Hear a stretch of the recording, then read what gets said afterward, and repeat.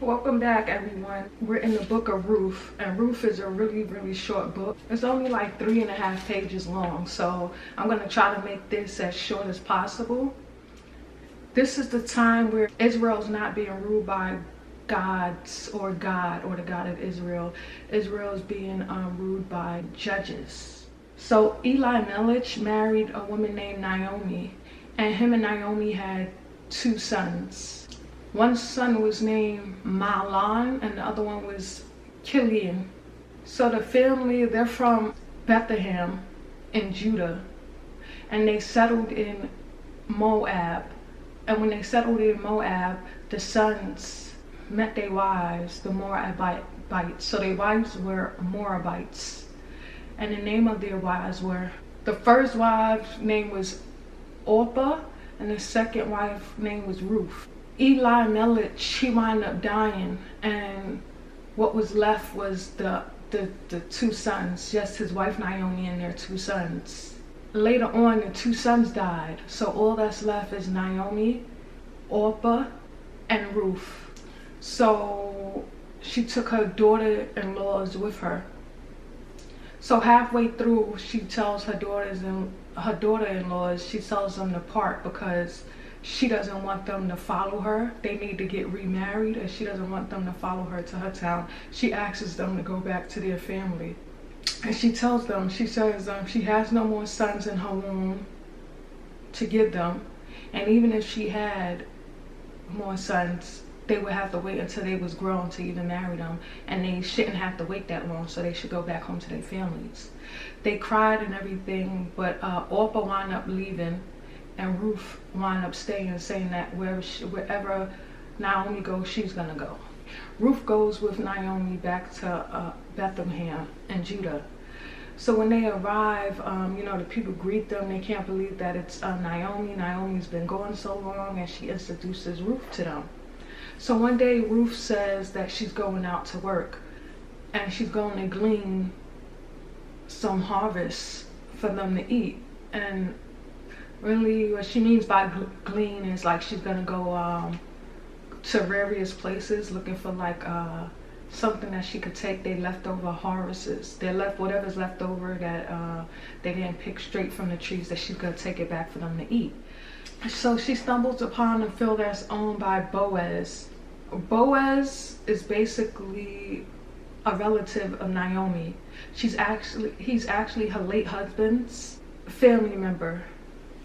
And he has relative redeemer rights. And what that means is like, they believe that if a man in a family is married to someone and he dies, that someone else in his family, the closest relative to him, is allowed to take his wife, marry them, have children with them to live on the legacy, so that their name could stay alive, their family legacy could stay alive, their heritage could stay alive. I don't get that part, because I'm saying that like, okay, thinking about today, if I had 2 sons and something was to happen to them where they wasn't here no more, and they left behind wives, but they have a cousin nearby, so the cousin marries their wives or one of their wives, and they bear a kid. How is that in any way? Because the daughter isn't really like related to me, because I didn't birth her and I didn't birth my nephew. So it's like,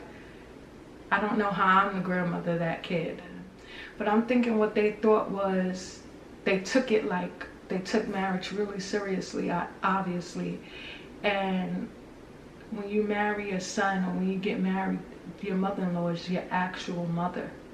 That's how they see it. So she sees it like her daughter had a son. Even though it's like not really a direct bloodline from her actual son, she's still carrying on the legacy. So that's how they're doing it. So she goes to his field to get some harvest, and he comes out to his servants, and he asks the foreman, the person in charge of all the other the harvesters, like, who's this woman? And he tells her, oh, this is Ruth, this is the woman that Naomi brought back with her.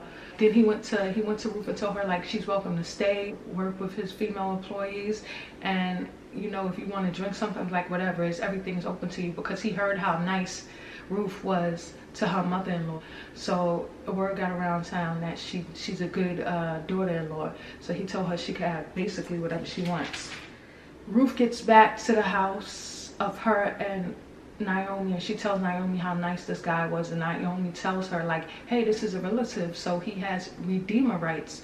So what you do is there's going to be a party. He's throwing a party for his harvest. She tells her that Boaz is rich and everything, so you should try to, like, it's time for you to get married by now, so you should try to get that. So Naomi tells Ruth to, you know, take a bath, put on some perfume, you know, just try to get him, I don't know, like I don't know if they had lipstick, but you know, get dressed up for this guy so he could notice her, whatever, stuff like that. Eventually, not right away, but he could notice her.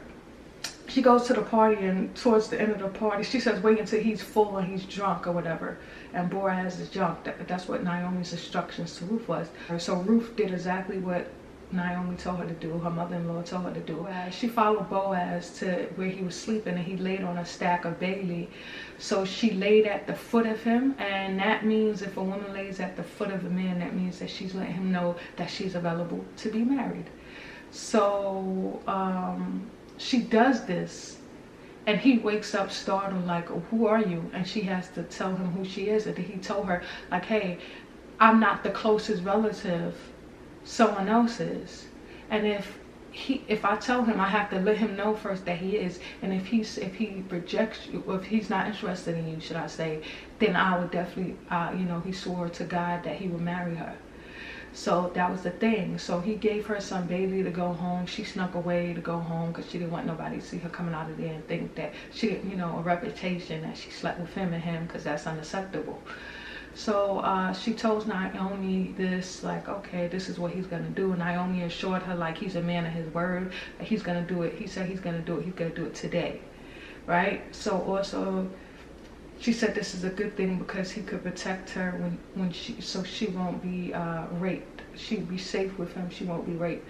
So it's like, that's the motivation for women to get married in these days, because they would get raped.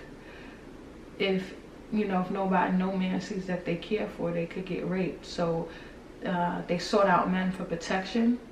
Boaz, he got the closest relative that was closer in line to redeem Ruth. And he told him, he said, Naomi's selling off her husband. She's selling off his stuff. So she's selling off his stuff. You have right to buy it because you're the next in line. The closest relative said, yeah, he agreed that he'll take his land and everything that Naomi's selling from her deceased husband. And then Boaz told the closest relative that, you know, with everything that she's selling, Ruth is included in that. So if you buy the land, you're also buying a wife too. You're also getting Ruth too. So the relative that was closest said that he can't do that because that would mess up his own family heritage, the family that he already has. So he can't marry another wife. He can't marry her. So he told Boaz, he told him that he's good to go. He can marry her. So in those days, the way they did business is they took off their shoe and handed it to somebody, and that was the sign of the deal. So Boaz, they did this deal in front of like the elders in that town. So that was the deal. Boaz took off his shoe, handed it to the closest relative, and the deal was done. He's free to marry Ruth. Boaz and Ruth got married, and they had a son. The son's name was Obed. So Boaz fathered Obed. Obed fathered Jesse, and Jesse fathered David.